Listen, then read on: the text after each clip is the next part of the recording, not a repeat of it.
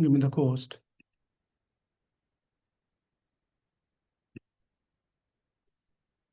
Hare Krishna. Prabhuji. Hare Krishna, Prabhuji. Hare Krishna, those who are joining us online, can you hear me okay? Yes, Prabhuji. Can hear you loud and clear. Hare Krishna. Gayatri. Hare Krishna.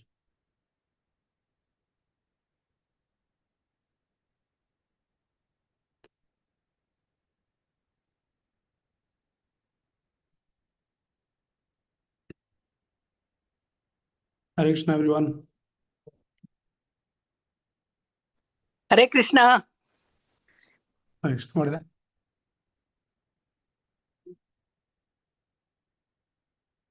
What is correct? Mic on Zoom. Okay. No, I think people can hear me on Zoom. They're responding already. Am I audible on Zoom, right? Yes, you are audible on Zoom, Prabhu. Okay. You can put everyone on mute. Yeah. Thank you. Sorry for all this. We should set up all this in beforehand. Okay. Thank you, Hare Krishna, everyone, and welcome back to our new series. I hope that everybody knows what is that new series we are starting. Raise your hand if you know that what we are going to discuss in upcoming series. Okay, some of you know. Others doesn't know that what we will be doing. Okay. Now this is a chance for me to explain that what we'll be doing in the new series. So as many of you already attended the different series, simplified, applied, realized, and then people were assuming that we have already realized now. So we're the free word. We need not to do anything more further. But that was just an introductory session and different levels. So then many people were asking that what will be our next step? So then we were discussing, and then we thought, okay, so because the basics are clear now, I'm assuming. So now this is the time that we should dive deep into reading Bhagavad Gita. So this particular series, what we are studying today, which is like the introduction of the series, and we'll do multiple session on introduction itself because it is much required.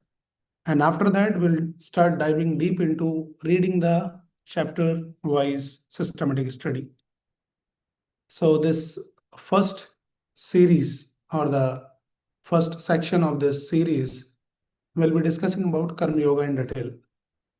So as many of you already know that in our earlier sessions we have discussed that the entire Bhagavad Gita 18 chapters have been divided into 3 sections. Karma Yoga, first 6 chapters, middle 6 chapters are Bhakti Yoga, and the last 6 chapters are Jnana Yoga. So we'll do now detailed study of all these 3 sections. So the first section what we have launched now, and this is called the Sampurna Bhagavad Gita, wherein we'll not be just talking the themes or summary, but we'll actually read the whole section of Bhagavad Gita. So this Karma Yoga section consists of initial 6 chapters of Bhagavad Gita. So we'll try to cover that in the first 6 chapters. So initially we'll be doing some intro sessions like starting today, and then maybe 1 or 2 more we need to do that so that people get the idea that what we'll be doing and how it is going to help. And then after that, we expect all of you to come to the session with the Bhagavad Gita. At least that is minimum. So when I'm talking so many things, you should know that from where I'm talking. So I'll give you the reference, open this chapter, verse number this, let us read this. Probably I'll ask one of you to read the translation or read the verse like that. So you start to get familiar with what is happening in Bhagavad Gita. Now I come, I talk something, some concepts, some topics, but you don't know like where is the reference in Bhagavad Gita. So this is like a systematic study. And I think and I feel like it is going to be very, very helpful thing for all of you, those who are interested seriously in understanding Bhagavad Gita, right?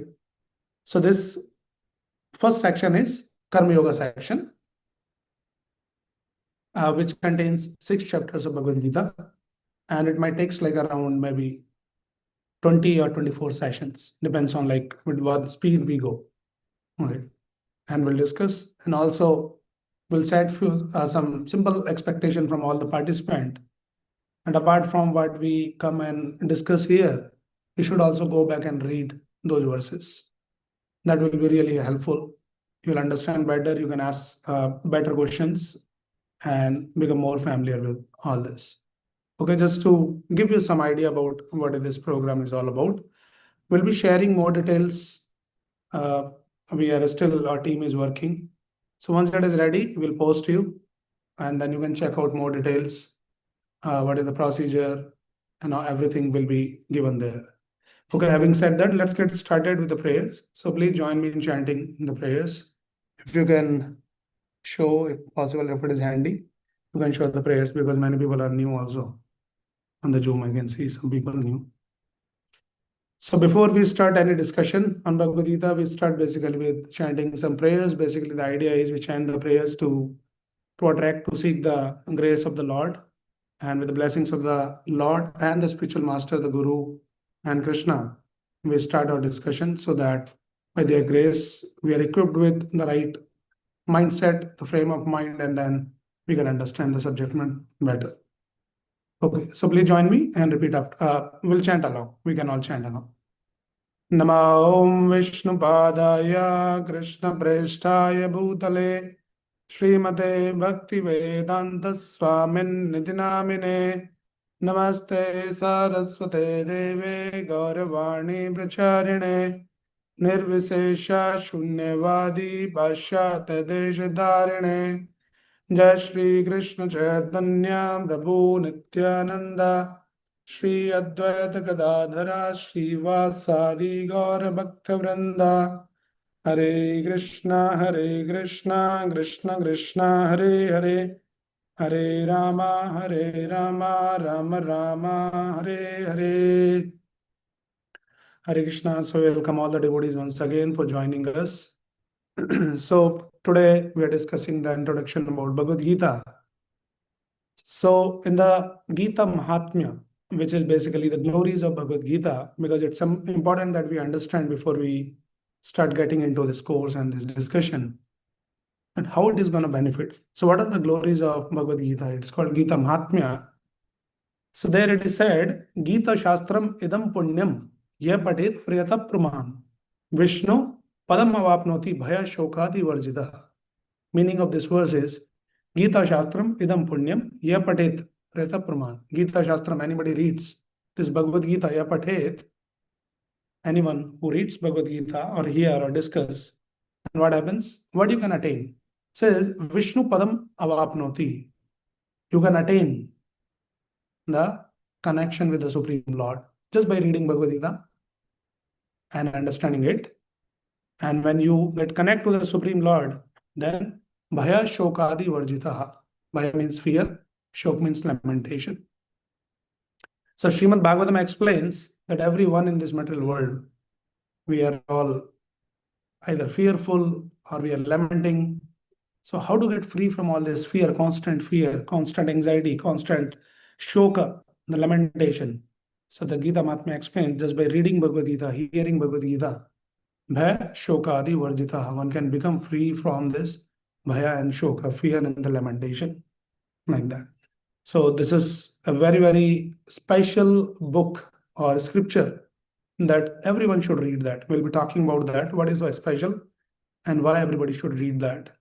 And also in the Gita Mahatmya it says, Maline mochanam pumsam jalasnanam dine dine sakrat Gita amrita snanam samsara malanashanam. So this is also a beautiful verse which explains the benefit of reading Bhagavad Gita daily. Say, Maline mochanam pumsam jalasnanam dine dine. Like all the living entities, like we all take bath daily. Snanam dine dine. Every day you have to take bath. If you don't take bath, what happens? In just 2 or 3 days, you start stinking. Right? You become dirty, contaminated, like that. So externally, you can clean yourself by taking bath, maybe 1 time, 2 times, or any number of times. But what about internal cleanliness? How do you get clean from within? It says, Sakrada Gita Mrata Snanam. Along with the external snanam, you should take another snan also. And that snan is Gita Amrita Snanam. Every day you should bathe in Bhagavad Gita. Every day we should read, hear, discuss, meditate on Bhagavad Gita. And then when you do that, then samsara malanashanam. It cleans you from this dirt of this material contamination. Samsara mala. We have discussed in our previous, classes. What is that samsara mala is referred to? There's a lot of internal contamination is there, which is like lust, anger, greed, jealousy.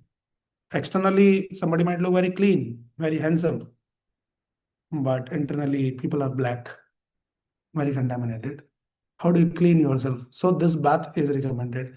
Gita Amrita Snanam Samsara Malanashanam.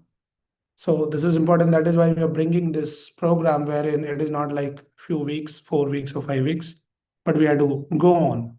It is not like 1 or 2 times or 1 or 2 months, but it is like a daily thing. Like you take bath daily, you eat daily to nourish yourself, to clean yourself. In the same way, one should read Bhagavad Gita daily. It's very, very important. And don't go by my words. You can practice it. You can try it out.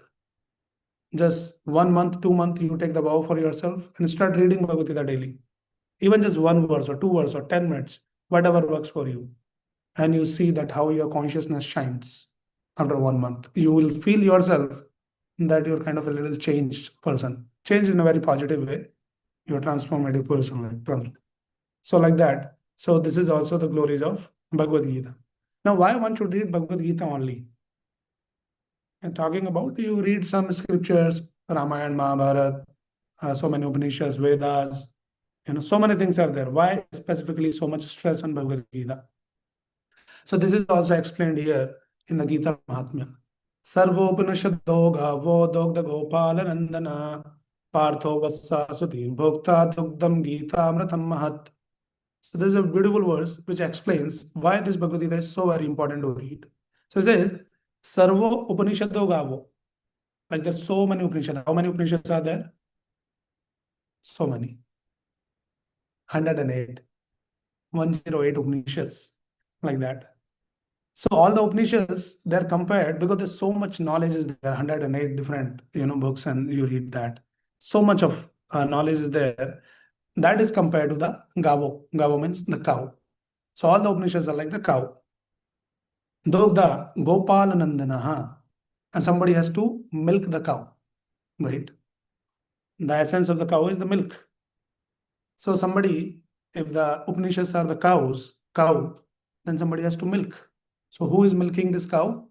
Partha Vassa Sudhir Bhokta. So somebody is milking the cow. Who is milking? The Arjuna is milking. And then Dugdam Gita Amritam Mahat. Sorry, the Krishna is milking the cow, and then somebody is enjoying the milk. That is Arjuna. So all the Upanishads, when you squeeze them out, you milk them, the essence will come out. That is actually Dugdam, which is the milk, which is Gita Amritam Mahat. So Gita Amrit. So Bhagavad Gita is the essence of all the scriptures. So you have two choices now. You can go and read all the 108 Upanishads, for which even one life is not enough to read and understand and to implement. Or you can read Bhagavad Gita, which is Dugdam Gita Amritam Mahat, which is the essence of all the scriptures. So that is why one should read Bhagavad Gita. Also, this is a beautiful verse which Prabhupada actually writes in the introduction of Bhagavad Gita in his book, Bhagavad Gita as it is, towards the end.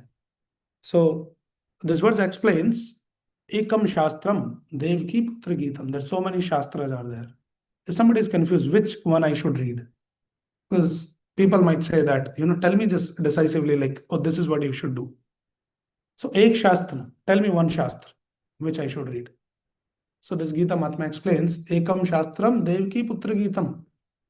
If you want to read one Shastra, then stick on to this Shastra. Which Shastra? Devki Putra Gitam. Devki Putra is who? Krishna. And his Gita, his song. Krishna is addressed in Bhagavad Gita as Bhagavan. The first time when Krishna speaks in Bhagavad Gita, it is said Shri Bhagavan Vacha. It is not said like Shri Krishna Vacha or Madhav or Keshava Vacha. It is Shri Bhagavan Vacha to clarify that Krishna is not some ordinary person who is talking. He is actually the Supreme Personality of Godhead. So Bhagavan is speaking, right? So if you want to stick to one Shastra, then this is the Shastra. Ekam Shastram, Devaki Putra Gitam. Devaki Putra is Krishna and his song, the song of God. And that is called Bhagavad Gita. Bhagavad refers to the Bhagavan, and Gita Geet comes from the song. So it's the song of the God. So this is beautiful to understand why we call it song. Like when the two people talk, we don't say that, oh, two people are singing. They're talking. Singing is different, talking is different, right? It is interesting that in the spiritual world, especially when Krishna and his devotees, there's no concept of talking. People remain always in the Maunavrat. No, I'm just kidding. So the scriptures explains Katha Ganam Natyam Gamnam Api Vamshi Priya Sakhi. There's a description of the spiritual world is given there, that how in the spiritual world, Adhyatmic Jagat, God is there and the devotees are there. What they do, how they engage. It says Katha Ganam Natyam. So they're always engaged in Ganam.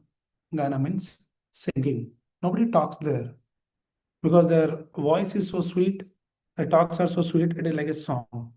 So when Krishna is talking, it is like a song. That is why it is called Bhagavad Gita, the song of the God. Katha, Ganam, Natyam, Gamanam Api Vamshi Priya Sakhi. And nobody walks in the spiritual world. There's no concept of walking. Like there's no concept of talking. There's no concept of walking. What they do? They just keep dancing all the time. Meaning, people are so blissful. They're always in so much of joy. Nobody walk, but they're constantly singing and dancing. That is what is the description of spiritual world. Okay, now coming back to this, Ekam Shastram Devki Putra Gita. So Ek Shastra is Devki Putra Gita, which is Bhagavad Gita. Now you say, oh, there's so many gods. We are confused. Which god, what god? 330 million demigods in our tradition. So we are so thoroughly confused. Can you give just one god to us? So yes, you can pick any god, but what the scriptures recommends is Eko Devam Devki Putra Eva. If you want to worship one god, ultimately, then you worship Devki Putra Eva. You want one Shastra, Devki Putra Gitam, one god, Devki Putra Eva. Now there's so many mantras, this mantra, that mantra, everybody's giving their own mantra. Some secret mantras are also given. Which mantra to chant? So this verse says, third line, Eko mantras tasya namani yani. If you want to chant just one mantra, then tasya namani yani. Tasya namani means his name. Whose name? Devki Putra. So chanting his name is the only mantra recommended specifically in the modern age of Kali Yuga. And what is that mantra? Krishna's name. Hare Krishna, Krishna Krishna, Hare Hare, Hare Ram, Ram Ram, Hare Hare. So iti Shodashaka Namnam Kali Kalmash Nashnam. For Kali Yuga, this is the Shodashaka mantra has been recommended. One book, Devki Putra Gitam. One Dev, one Lord, Devki Putra Eva. One mantra, Tasya Namani Yani. And then what we should do, like we talk about seva, how to do, what to do and all that. So the fourth line says, Karma pi ekam tasya devasya seva. If you want to do just one activity, then your activity should be only tasya devasya seva. Seva to that Supreme Lord. So whatever we do, we should be always thinking that by this action, how can I serve the Supreme Lord Krishna? And that is what is called the Karma Yoga. Karma Yoga means whatever karma you do, whatever activity you do, how you find that yoga, that connection through that activity. Right? We'll be talking about that. It's just a introduction here, but we'll be talking in detail about what is this, how to engage all of those things like that. Okay. So now, let us talk about this. Some introduction I'll give you, and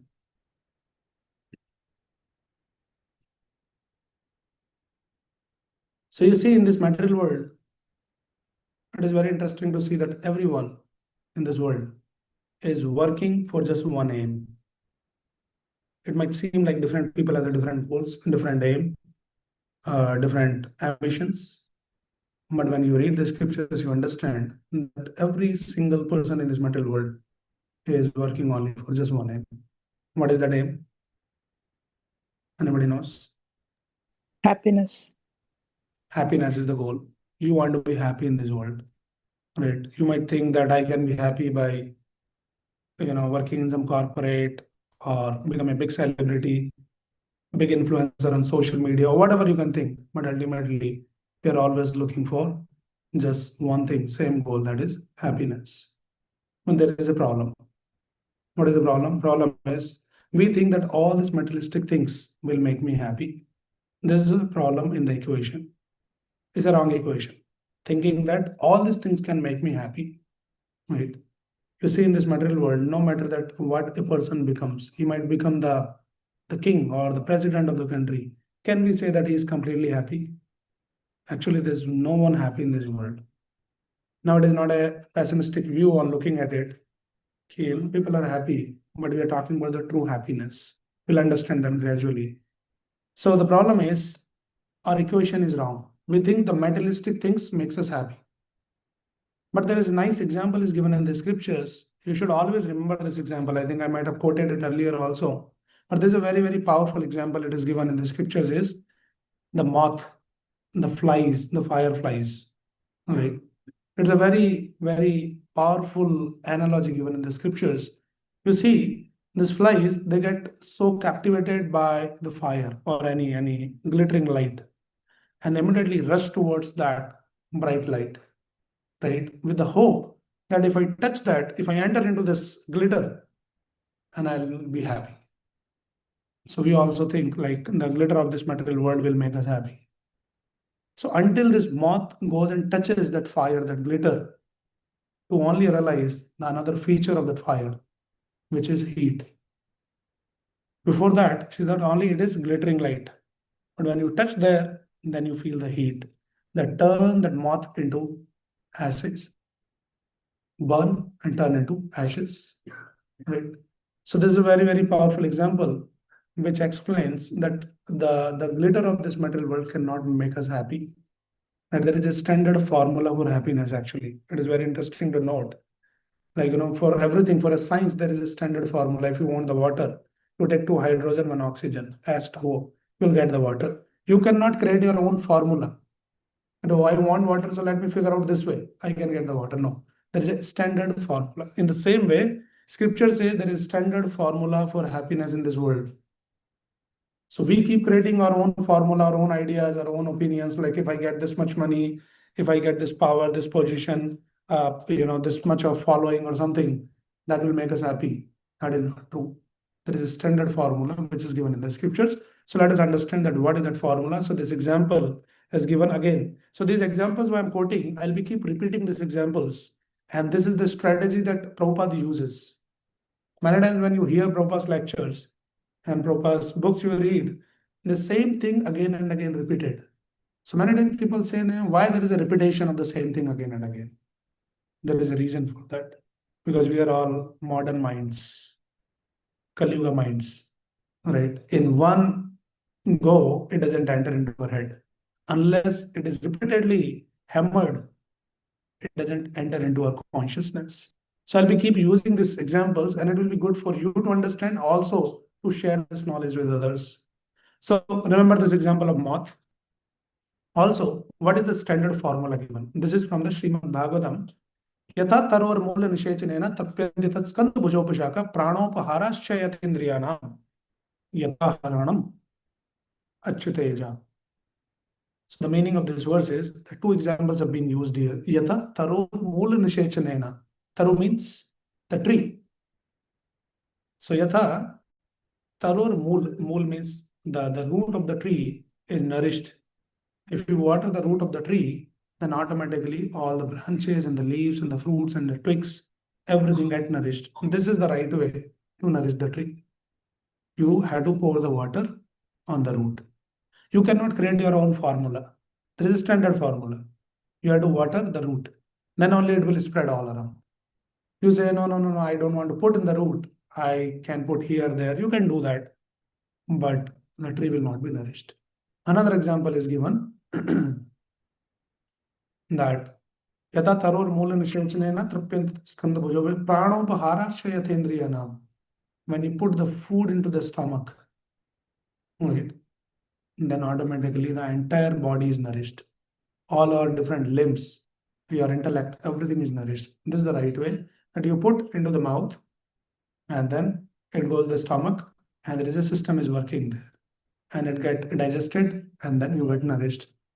Somebody was asking, Prabhupada was talking to some person, And Prabhupada quoting this example. And then Prabhupada used the example saying that in this body, there are different holes, the 9 holes in the body, human body, right? But you cannot create your own formula, your own idea. Food means you have to put in one hole, standard. It should go in the mouth only. So Prabhupada was saying to this person that no, but Prabhupada was saying that you cannot put the food into the rectum. Then this person who was from scientific background, he said, no, but the modern science has become advanced.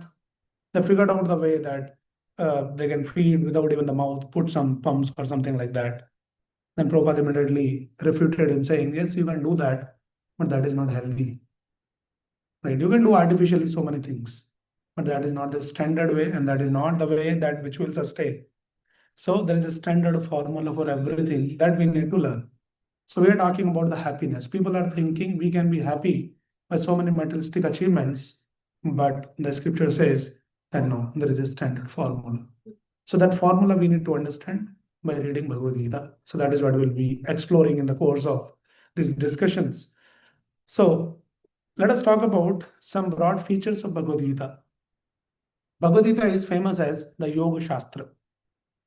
It's a Shastra, but a Yoga Shastra. Why it is called Yoga Shastra? Let us understand about this. Why it is Yoga Shastra means.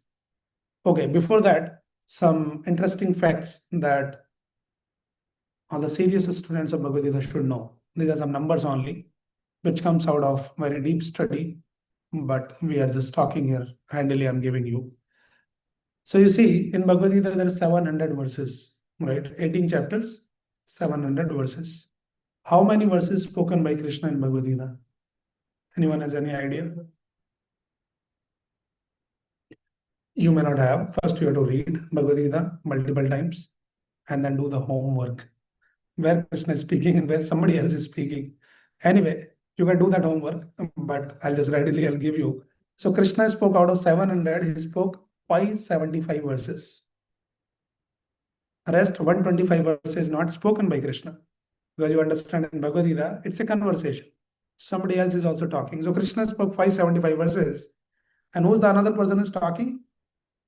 Arjuna. Arjuna spoke 83 verses. So Arjuna spoke, you'll see in the first chapter, majorly Arjuna is only talking. Krishna doesn't talk much. And then he starts talking later. And then again, when Krishna showed him the universal form, the Vishwaroop, in the 11th chapter, then Arjuna got bewildered again. Then he started talking again. So majorly all these 83 verses is spoken in first chapter, 11th chapter, and like that. And 12th chapter also he talks. In between somewhere a little bit, but majorly all this. And then the 2 more personalities is talking in Bhagavad Gita. Let me see. Sanjay is speaking. How many verses Sanjay spoke? 40. 40. Somebody said 40 here. That is almost like 99.99% the right answer. But 100% right answer is 41 verses. So the Sanjay spoke 41 verses. And then it's all put together, it comes to 699. Do this math. 575, 83, 41. Now, one verse. That is the first verse spoken by Dhritarashtra. That is how Bhagavad Gita begins.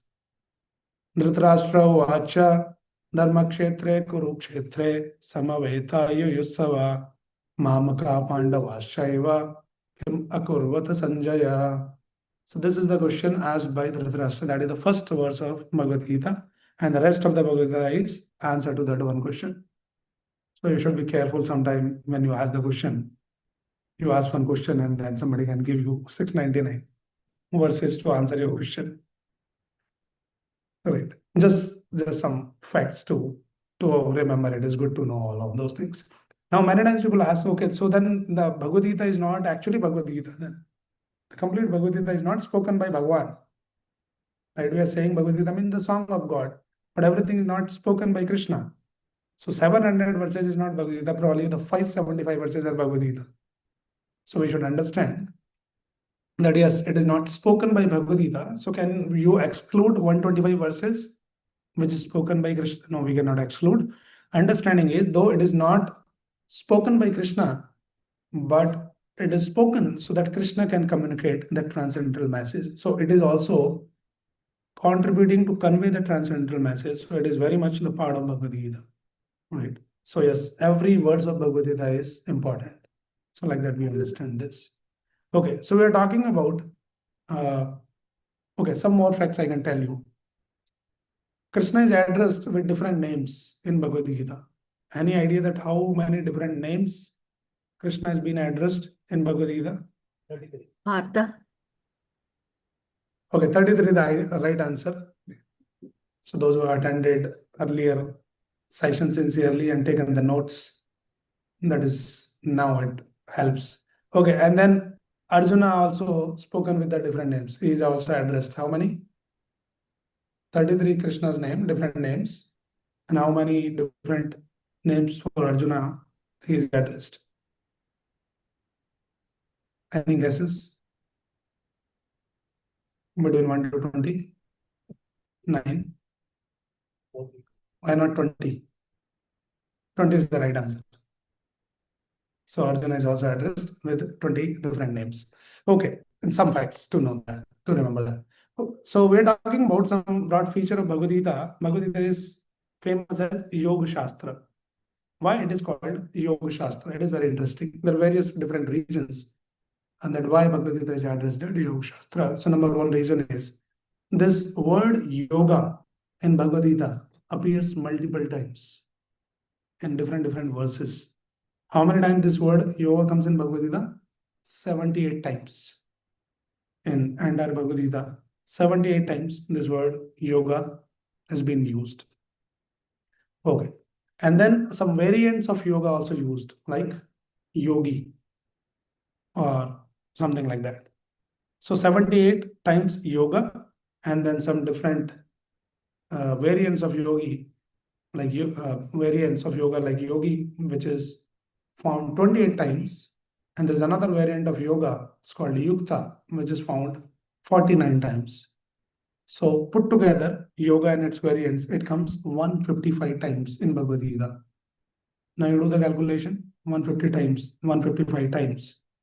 If it is coming out of 700 verses, it is almost like 20% of verses of Bhagavad Gita uses this word yoga or its variant. So that is one reason that Bhagavad Gita is called as a Yoga Shastra. But it's not only just this numerical frequency because of which Bhagavad Gita is famous as Yoga Shastra, but also another important thing is yoga. Yoga means to connect. So the core message of Bhagavad Gita is to connect. Connect whom? Atma, the soul, with the Paramatma, the Supreme Lord. So that is the core message of Bhagavad Gita.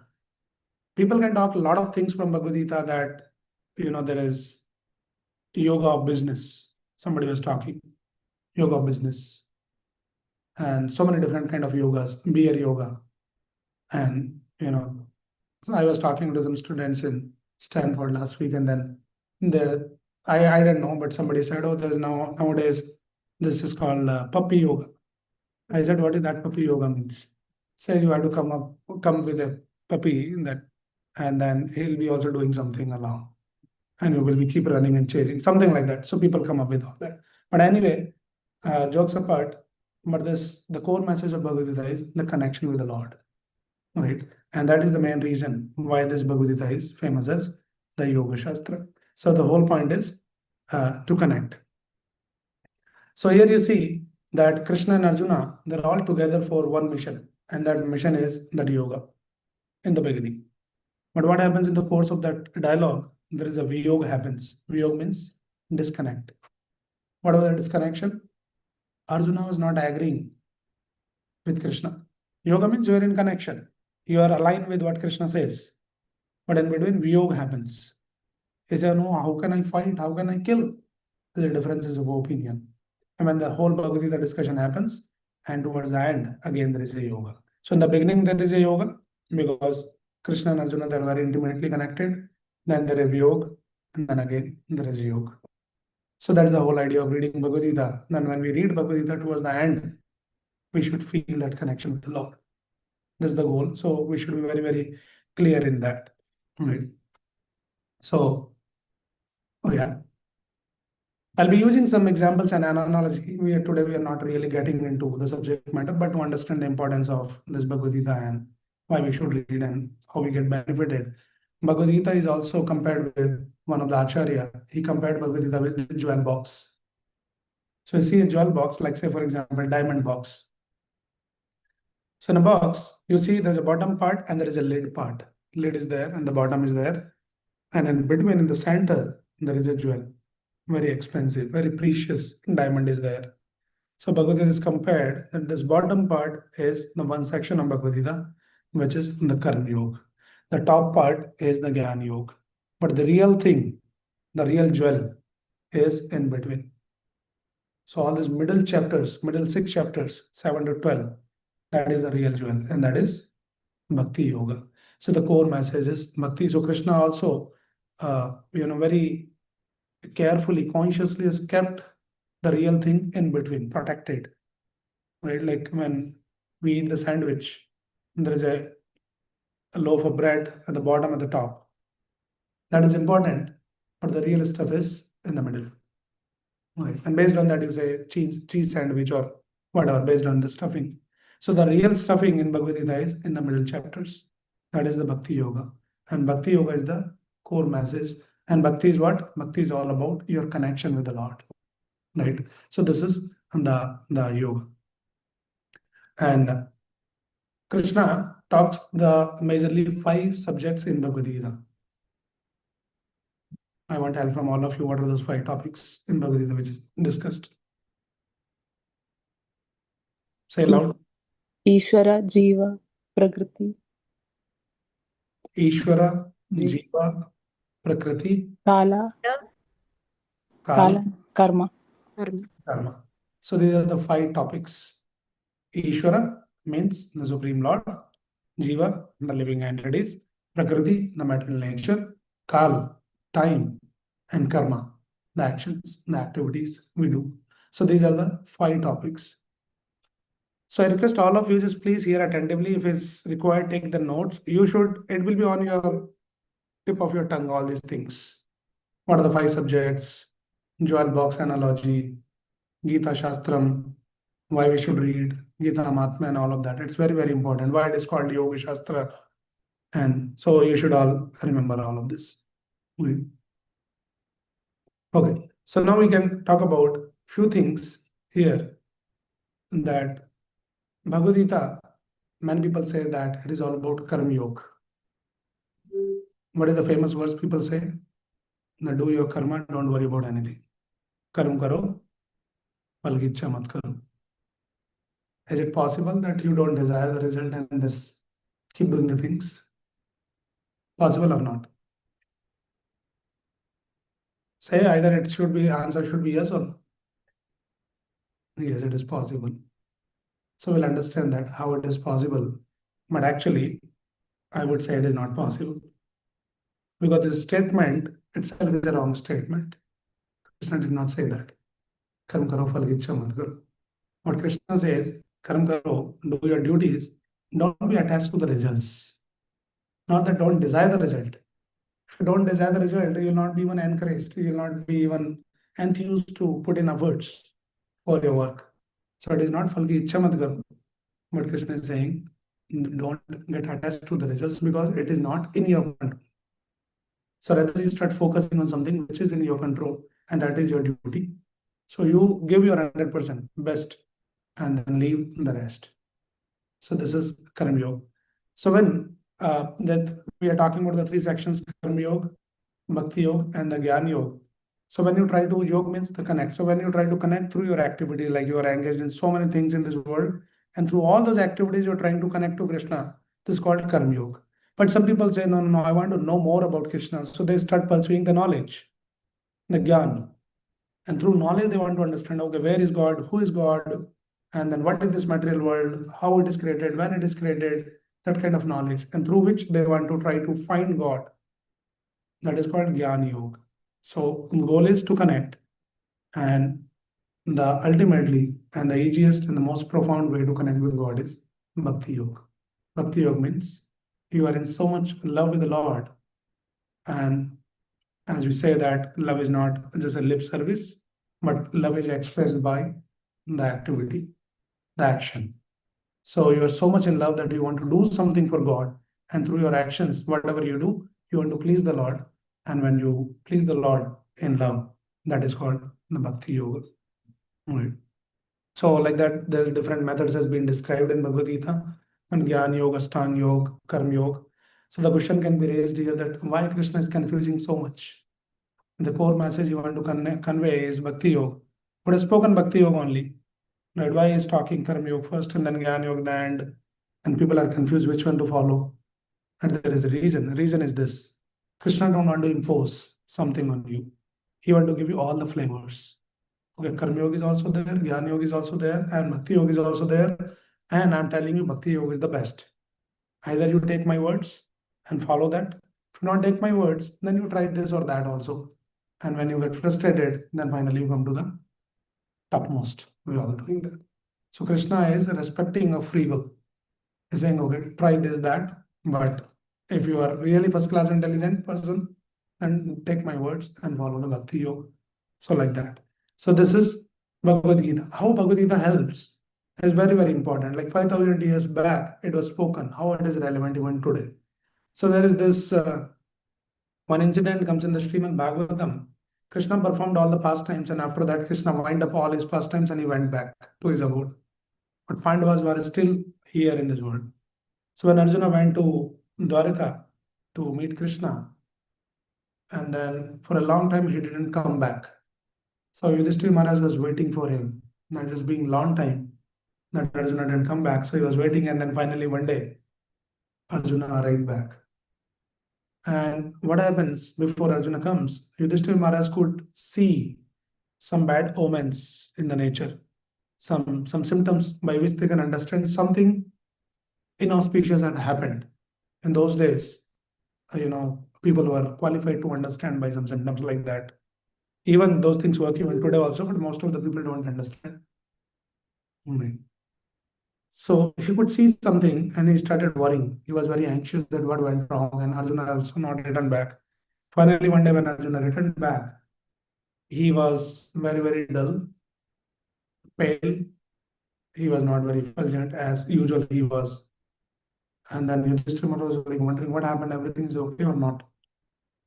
So then he explains that nothing is okay. I got the news that Krishna left this world, left in the sense he went back. So the Krishna who was there and, blessing the whole world by his presence here, he decided to go back. So by the thought, he was sucked away. He was very, very disturbed, anxious. And in that moment, what is the hope now? Krishna has gone back. What do you do now in that situation? So then Arjuna was actually again and again remembering Bhagavad Gita, because he heard directly from Krishna. And by hearing the words of Krishna, reminding himself those words, that was giving him solace. That was the only hope. So why I'm bringing this, that sometimes people might wonder like, how does it help us? So whenever we are in a situation where you see there's no hope, right? As Mahatma Gandhi also said, that when I see that there's no hope on the horizon, that is when I turn towards Bhagavad Gita, I open and I see the light there. We can try that. It is very, very powerful. Whenever you feel hopeless, and whenever you feel clueless, no guidance, no direction, confusion, chaos, right? Whenever you feel all those emotions, turn towards Bhagavad Gita, start reading it, open and reading it, and then you will see the ray of light. So this Bhagavad Gita is very, very relevant. And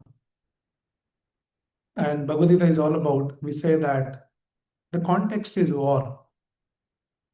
Context is war, but content is not war. Content is life. In Bhagavad Gita, nowhere you will find where Krishna is teaching Arjuna, and this is how you should fight. This is how you should shoot the arrow. There's no discussion of war anywhere. The context has been created there so that that message can come out. That's the idea. But the message, the content is the life. What this life is all about. That is why they say that Bhagavad Gita is compared to the manual of a life. Like you buy a gadget, you always get a gadget with a manual. where you understand that how to best utilize this gadget. In the same way, when we got this human form of life, it has come up with a manual of life. That manual is Bhagavad Gita. So it is very, very important that we all open Bhagavad Gita and start reading. If you really want to best utilize this human form of life. Right. Also, there's multiple different analogies being used to explain this. So many analogies we can understand and derive some message. So Bhagavad Gita is also compared to this X-ray, like when somebody is, sick, somebody is not well, and doctor say, okay, we have to diagnose you, you have to go through this X-ray. So people go through this X-ray, what happens? They go through that machine and something is shown in your X-ray report, which is otherwise not visible. From your naked eyes, you can't see. A person might look very stout, strong, healthy externally. Internally, there's so much of infection might be building up. Many times it happens in so many cases, like by the time people, they realize that something is wrong and when they're diagnosed with advanced stage of cancer. So externally, the person might be looking very healthy, stout, but so much is building up inside, growing, some contamination, some infection is growing. So this Bhagavad Gita is compared to this X-ray machine. You might think, oh, we are happy, we are blissful, everything is going great.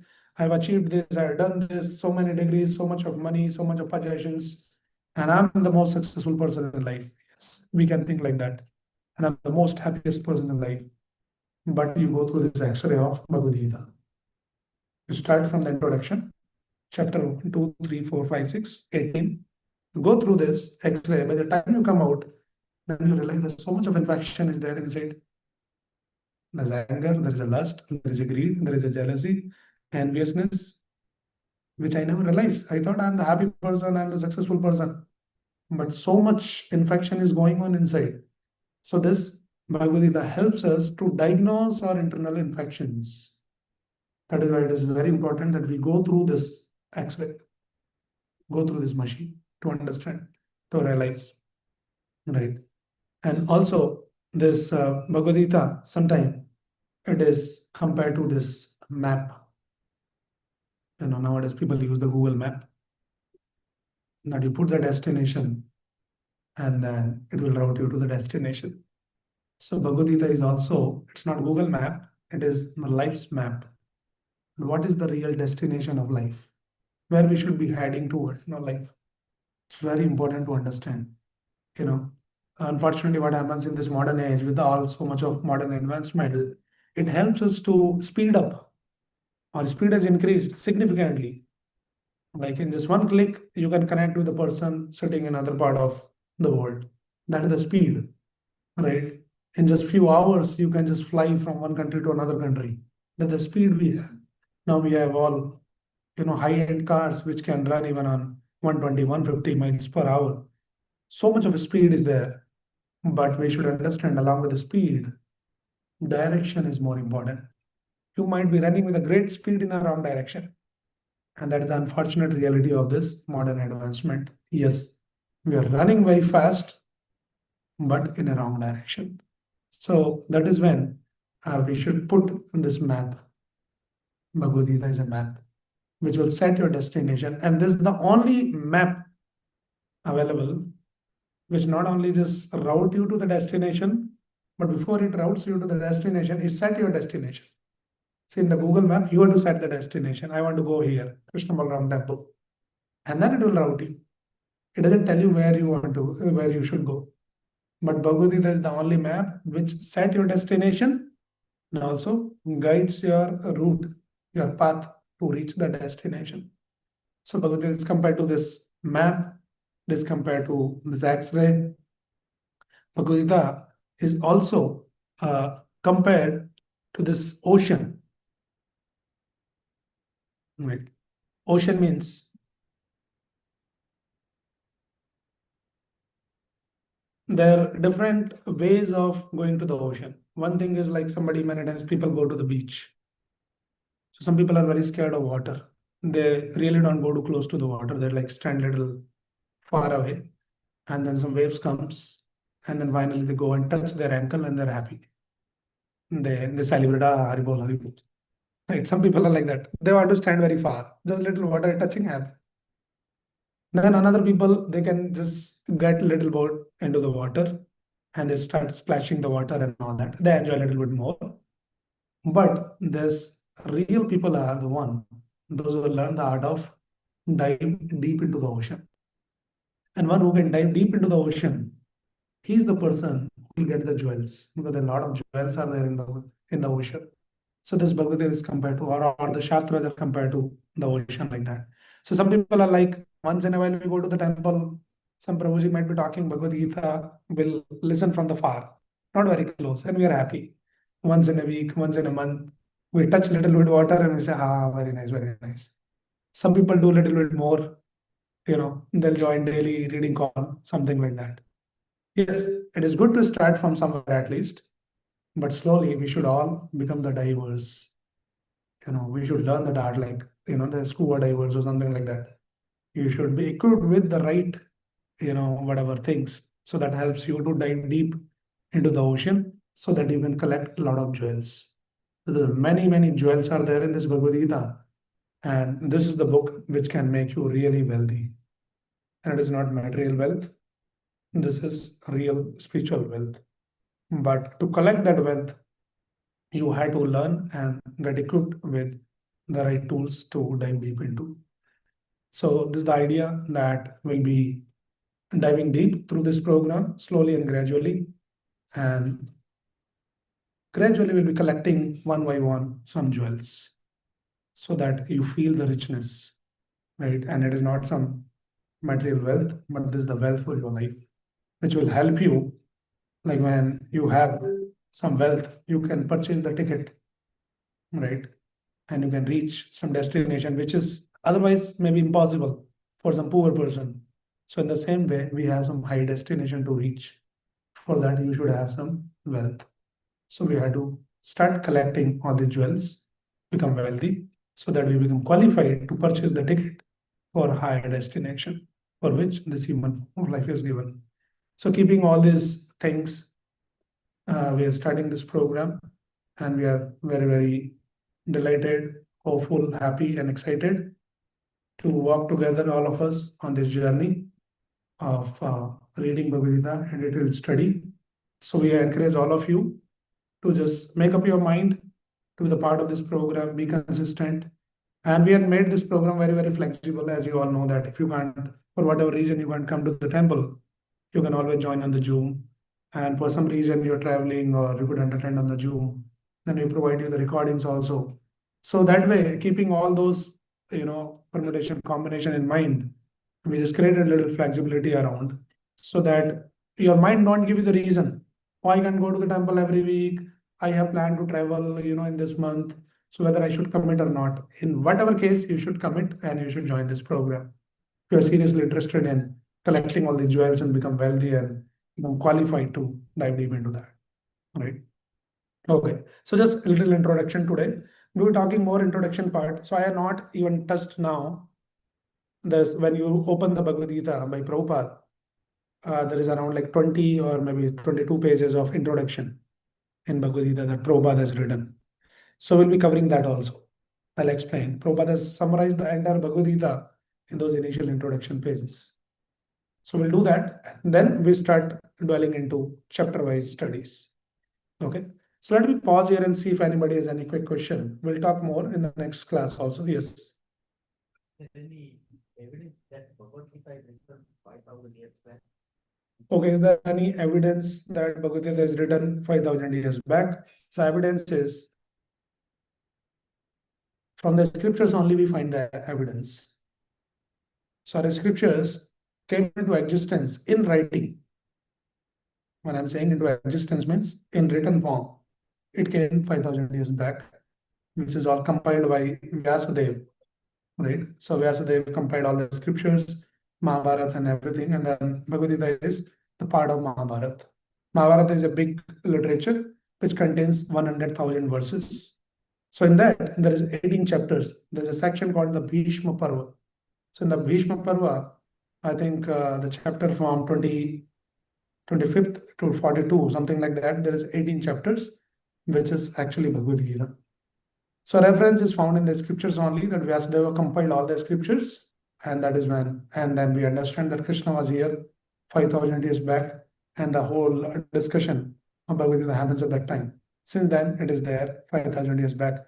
But also we understand from Bhagavad Gita itself, as Krishna says, we discussed also in our very beginning sessions, where Krishna says that Imam Vivashvate Yogam Proktavan Aham Avyayam. This knowledge I originally spoke to sun god Vivaswan. But now Krishna, Arjuna, I am repeating this knowledge. So it is not only just 5,000 years old knowledge. It is there from the beginning of the creation. 5,000 years back, it was repeated again. Like that. So this knowledge is coming down from the dawn of creation. Like that. What to do if a family is eating non-veg, some of the family members? Should we stay away from them or should we fight with them or like what to do? Okay, the question is what to do with the family, those who are eating non-veg, and stay away from them or fight with them. It depends on your spirit. If you are really very Kshatriya kind of a spirit, you can fight. If you are ready for that, we don't recommend to fight, right? And you're saying stay away from them, that is also not practical. You can't stay away from them. So that's okay. We should understand one thing, that you might be inspired to follow Bhagavad Gita, follow these rules and regulations and all of that. But don't expect that everyone around you should also follow that. Means you can desire that, okay, my family, my husband, wife, and everyone around me, my friends, they should also follow, they should also not eat non-veg and all that. It's a great desire, but at the same time, you should be very, very practical that we all are individual beings, right? And we have given our own free will. Even Krishna does not interfere the free will. Krishna wants, he can stop everyone, hey, no non-veg eating. Nobody should eat. No non-veg available. If you eat non-veg, I'll kill you. Krishna doesn't do that. So we can't impose on others. You can try to inspire others, not impose. Don't get into all these conflicts, fighting, arguing, spoiling your relation with your family members, with your friends. If not, it will take away the peace of your mind. And what kind of Bhagavad Gita you will practice then? Every day you're fighting, arguing, and all that. The whole idea is that you have some peace of mind, so that you can focus on Krishna, you chant Krishna's name, read Bhagavad Gita, understand that. But if you spoil all of that, then whole purpose is defeated. So we don't recommend all this fighting, arguing, and staying away. Just be nice to them. There might be so many good things in a person. Just because somebody is eating non-veg, which is, we understand that is sinful, it is not desirable. But yeah, everybody takes his time. So you try to inspire them, educate them. If you are in a position, if you can educate them, they understand, they listen to you, they respect you, great. Inspire them. Inspiration doesn't come always like, giving lecture to them. They may not listen, but they might feel inspired by your good behavior, with your love and care and affection. And then out of respect, they can listen to your words. If you say that, please don't do this, then out of respect, they can follow you. So this is something what we recommend. Yeah. So we should very intelligently and cautiously handle all those things. Don't try to impose on others. Everybody takes their own time. Okay. Any other question? You were saying something, sorry. Yeah, modern day science is about 100 years back, 8 billion, 7,000 species. Now we can think science for 5,000 years back, 8 billion, 400,000. Modern day science is approximately their match. Yeah. So he's saying that what some of those things that modern science is now saying, it is already given in our scriptures. Yes. That is what it should give us the confidence that our scriptures are so scientific. So many things are given in the scriptures, which even the modern science is still figuring out. And even the embryology is explained in the Srimad Bhagavad. And the modern medical science explains that how the child grows and it takes 9 months. That was given 5,000 years back in the third kind of Srimad Bhagavatam by Kapil Dev. Explained from the day one when the child is conceived and how the growth of that seed happens. And then after 9 months, the child comes. So yes, our scripture is scientific. Yeah. Yes. Mike. Like how much time you expect? Okay. I know that is the question comes, which I want to avoid, but anyway, I can't avoid, I know. So the question is, if we divide the whole Bhagavad into 3 sections, Karma Yoga, Bhakti Yoga, and Jnana Yoga, how long it will take? So I'll answer this little diplomatically. I'll not tell you exactly how long it takes. My point is, see, Bhagavad Gita is not the book like that we set a timeline. Okay, now today we are starting after like this many months or this many weeks, we should finish Bhagavad Gita. Bhagavad Gita is a book which has to be like ongoing thing. Even one life is not enough to, we can't say that now I am done, I completed Bhagavad Gita. So it is all, the whole idea is we all come together and we just discuss and learn and explore Bhagavad Gita. All right. But we'll still put some timeline for some practical purposes. So initially, like 6 chapters, which is Karma Yoga. So that Karma Yoga might take like the 6 chapters, I'm hoping like 20-24 sessions like that. So that we can do the justice to, detailed study. So then 4 weeks, we complete 1 chapter. And you also read and then you come back and you ask the questions and like that. So it is not about the goal is to finish and complete and then 1 more certificate completed. All right. That also we can give. But the more important thing is to understand and explore. Hope that answers your question. Sorry, there is one question here. Hare Krishna Prabhu, why is basic truth explained in Bhagavad Gita introduction? Why 5 basic truths explained in Bhagavad Gita introduction? Can you please briefly let me understand as to how they play a role in our connecting with God? Yeah, so there are 5 topics has been discussed: Ishwar, Jiva, Prakriti, Kala, Karma. So the question is, why these 5 topics have been picked? How does it help me? That is why you should attend all this session and will understand that. It is very, very important. I'll explain that. If I do it brief, it will not be justified to explain this question. Probably I'll start our discussion in the next class with answering this question. Okay. Okay. Any other thought? Any other question? Anyone? Those who are online or in person?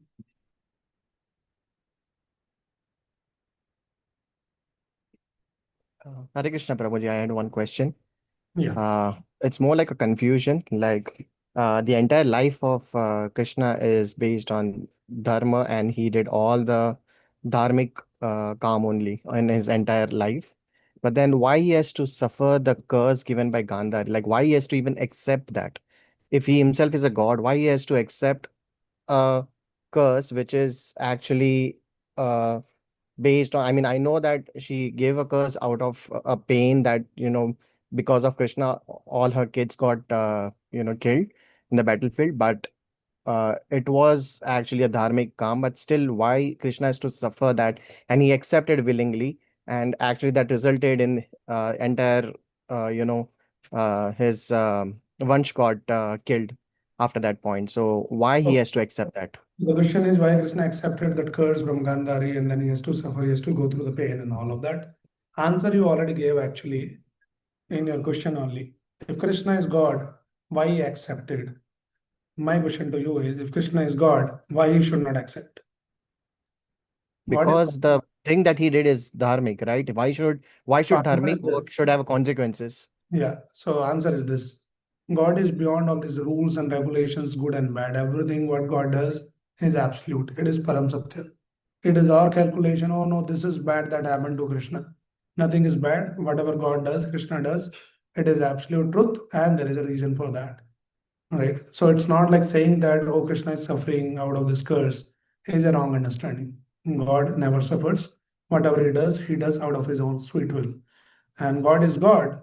So he is beyond all these rules and regulations, good and bad, and all of that. So nothing is good or nothing is bad for God. Everything is absolute, and there is a reason. And that reason also we'll discuss in one Yeah, of I the. mean, we know the reason. I know the reason, but the thing is like why the dharmic thing should have a consequence. If even the dharmic thing should have a consequence, then it is not the right thing, right? Yeah. So the question is why the dharmic should have the consequences. If dharmic should things also have the consequences, then what is the point? Yeah. So that is what I'm answering. That we are thinking that is a consequence. It is not a consequences. Right? It is Krishna's sweet will. He has some reason to do that. Right? Like somebody asked the question, oh, why if you say Lord Ramchandra was Bhagwan, Supreme Lord, then how somebody can kidnap the wife of the Supreme Lord? His wife only is not protected. Why do you protect our wife? we are going and praying. Somebody can, question like this. But we should understand God is God. We should not see all these activities with our material vision like that. Oh, his wife is kidnapped, and then Lord Ramchandra is wondering, if he's God, why can't he even figure out that where is my wife? He is engaging all the monkeys, hey, go find my wife is lost. So we should understand this is called the Nara Leela. When God comes to this material world, he act like a human like act, so that we can all relate. If God start acting everything like a God, then people like us will say, no, he is God, he can do whatever he wants to do. We are nowhere close to him, like that. So we start rejecting the ideas because you don't really relate with God. So God has to act like a common human being here. That some conspiracy happens against him also. God also, got trapped into this conspiracy. Something happened. God is also cursed. So all this called the human leela, Nara leela, so that we can all feel that connection with the God. And then, it is very important. That's the whole idea, that you feel that connection. So there is a verse in the Bhagavatam, Kalau Janishyamananam. So it is explained in the 9th canto before Krishna Leela starts, that in Kali Yuga, when the people will come, what will be the hope for them? That is why Krishna decided to perform those pastimes. Oh, Krishna is a child, is running, he's stealing butter, he's doing this, scared of Yashoda Mai and all of that, like an ordinary child does in the house, right? So why Krishna did that? For the people in Kali Yuga, so that they can relate and they can absorb themselves. Oh, Krishna is such a sweet child. If Krishna is not acted like a child, Krishna is always like a God, then we may not feel that emotion. You might feel that awe and reverence. Oh, God is great, God is powerful, right? So there are two aspects of God. One is God's greatness and one is God's sweetness. Both are important. All of us, we understand God is great, God is powerful. But with that greatness concept of God comes awe and reverence. We'll say, okay, God, salute, powerful man, But when you hear about the sweetness of God, then there is a connection.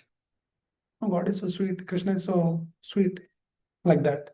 So the Lord has to perform the childlike or human-like pastimes so that we build up some emotions. And that's the whole idea of performing this pastime. Okay, so that is my answer to this. Yeah. Thank you. That answers.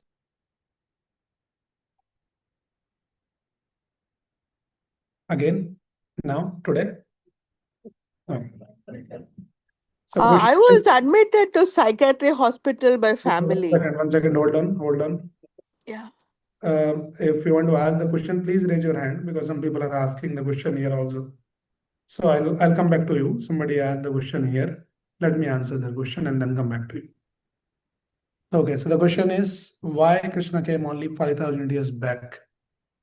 Why is not coming now or maybe before? Krishna says, Yada yada hi dharmasya glanir bhavati bharata abhyuttanam adharmasya tadatmanam srajamiham.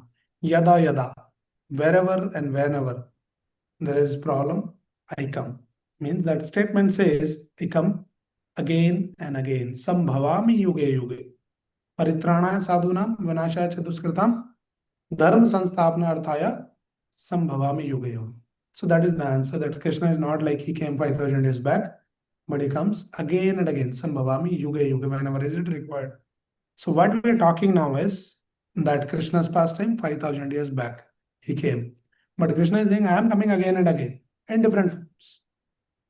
It's like sometime as Ram, Narsimha, Varaha, and like that. And 5,000 years back, he came in the form of Krishna. He has been coming again and again like that. And can Krishna come even today? Can we talk to him? So yes, this is something very important to understand. It has been revealed by Chaitanya Mahaprabhu. And Krishna came 5,000 years back, but what about today in modern age? So it is said in the scriptures, Kali Kale Nama Rupe Krishna Avatar. In this modern age, Krishna has appeared in the form of holy name. So Krishna's avatar is not limited to just human form, like Ramchandra, Krishna, and this is all human-like form. Narsimha is not human. It is half man, half lion. Matsya avatar, he came like a fish. Tortoise avatar, he came like a tortoise.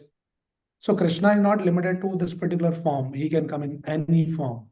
And then 5,000 years back, when Krishna was going back after winding up all his pastimes, Krishna swadham upagate dharm jnanadi visaha kalo nasta drishamesham puranarko adunoditaha. So the Bhagavatam explains when Krishna wind up all these pastimes, then question was where this jnana and dharma will go. Krishna is no more there here. So he says that moment, kalau nasta drishamesham, for the people of Kali Yuga to just dissipate the darkness of this Kali Yuga, Purana Kvadunodita. There is a rise of this Purana. What is that Purana? Bhagavad Purana. So Bhagavad came. So this is called Krishna's Granth Avatar. So like that, there are different avatars. So 5,000 years back, when Krishna left, immediately there is another avatar of Krishna. That is Granth Avatar. And one thing we should all remember is any form of Krishna, any avatar of Krishna is absolute. Absolute means it is absolute in terms of the potency and everything. We cannot say, oh no, Krishna as a person is not there. What we'll do with the book? Book doesn't speak to us. We should not try to limit like that. So Krishna is there in the Bhagavatam, he is there, his words are there in the Bhagavad Gita, which is as good as Krishna is there. So even Krishna, Bhagavan is there even today. If you are ready to take the guidance, and then somebody say many people, they doesn't understand all the scriptures and the Sanskrit and all of that. What about those people? For them, Krishna has come in the form of the holy name, which anyone from any walk of life, any background, irrespective of what is your qualification, you understand Sanskrit or not, everyone can connect with Krishna by chanting Hare Krishna, Krishna Krishna, Hare Hare, Hare Ram, Ram Ram, Hare Hare. And this is Nam Avatar. And Jagan Mahaprabhu confirms Nam Namakari Bahuda Nij Sarva Shakti. All the potencies has been invested in this holy name. So Krishna's holy name is not different from Krishna. Now it might be very difficult for us to conceive this idea, but we understand from the scriptures, practice it, and then experience it. So Krishna is there, he will be keep coming. And it is very interesting to note when we chant Hare Krishna mantra. Now we are going little next level, but anyway, I want to make the point that every name of Krishna is incarnation of Krishna. When you say Krishna, Krishna has come. You're asking why Krishna is not coming. But Shastra is saying when you say Krishna, Krishna is coming. So how many times? Like you chant 108 times. If you really chant from the heart and attentively hear 108 times in one round, you can invite Krishna that many times. And he decided that I'll come 108 times.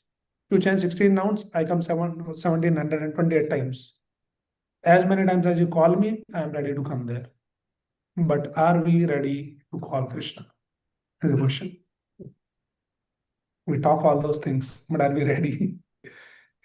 Somebody asked Srila Prabhupada, this person, Prabhupada is giving the lecture and all kinds of, new people, young Americans, some hippies, and they're coming.